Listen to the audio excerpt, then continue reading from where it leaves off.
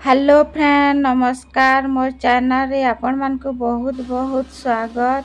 Chiffon sari रो टुकड़ा गुटे नहीं जाइछे आपणकर पाखे एंदा सिफन साड़ी रो टुकड़ा आथिले नी फोफाड़ी करी यूज रे लगाबे और वीडियोटा आके देखुन बहुत सुंदर जिनिसटे बनबा।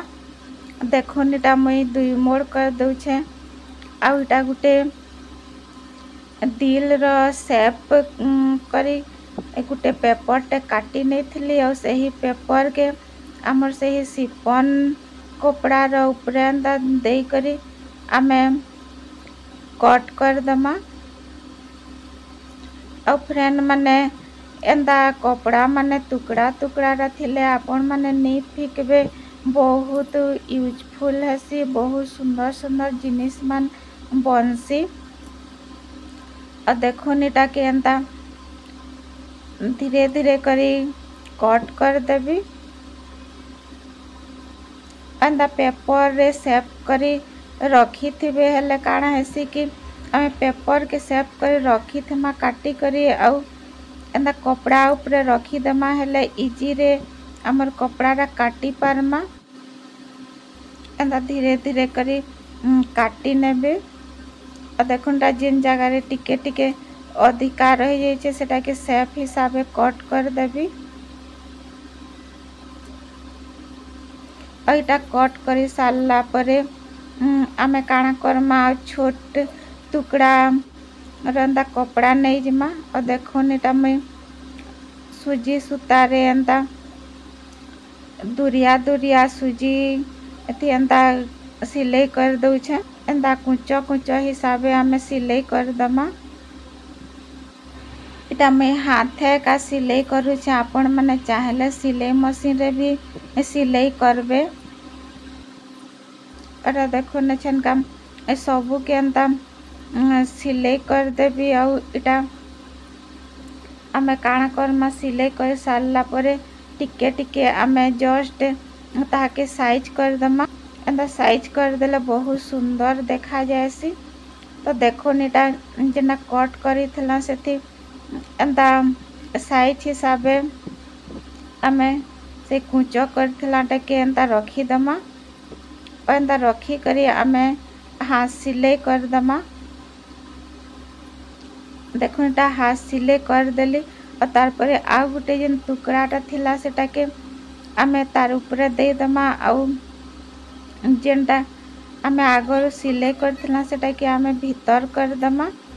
जहार पाखे सिलाई मशीन मिना कि जेन माने सिलाई करनी जान ताकर लगी एटा बहुत बढ़िया है हाथ सिलाई करी एंता बनाई पारबे।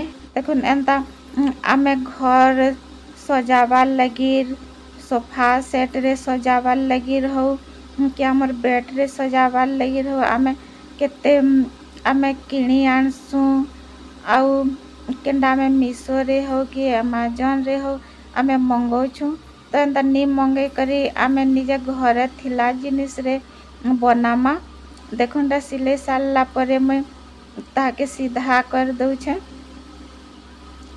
और तार परे आमे काना करमा हमर जेतकी भी घरे टुकड़ा कपड़ा मान थिसी आमे सिलाई करसु और कि जेनसे भी हमर साड़ी मान थिसी एंदा सिफन साड़ी मान एंदा टेके मैं यूज करूछे और आपणकर पाखे कॉटन थिले भी सेटा यूज करबे नुआ कॉटन आनी करी यूज करी पारबे नले पुराना हमर कुशन मान थिसी सेहीटा भी जदी खराब हो जाइतले सेथिर कुशन रो जेन थिसी कॉटन सेटा के भी यूज करी पारबे। और देखोटा मैं भल से एटा के जाकी जाकी करी माने ढुके दउछे कपड़ा मान को और एंदा सिफन कपड़ा मान बहुत ही बढ़िया गदी भलिया रहेसी टाइट नहीं है और हमर कॉटन कपड़ा टाइट हो जाएसी तो कॉटन कपड़ा मान नहीं देबे एंदा सिफन कपड़ा देबे। एटा सबू एंता भल से आमे भीतर जाकी जाकी करी कपड़ा मान को दे सारला परे काना करमा जेनटा टिके खुला थिला सेटा के आमे सिलाई कर दमा।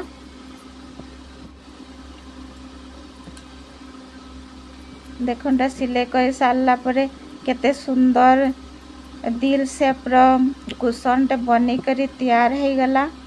आउ एंदा जिनिस मान आमे घरे निजे बनाले आमको बहुत ही खुशी लागसी। मते तो बहुत खुशी लागसी निजे घरे बनै करी यूज करले। तो आमे एंता बाहर नु आमे किणी आनी करी आमे घरे बनै करी यूज करमा हेले आमर मनी भी सेफ हेबा और आमर मन भी बहुत खुश लागबा। आई होप टिप्स टा आपण मान को भल लागी थिबा।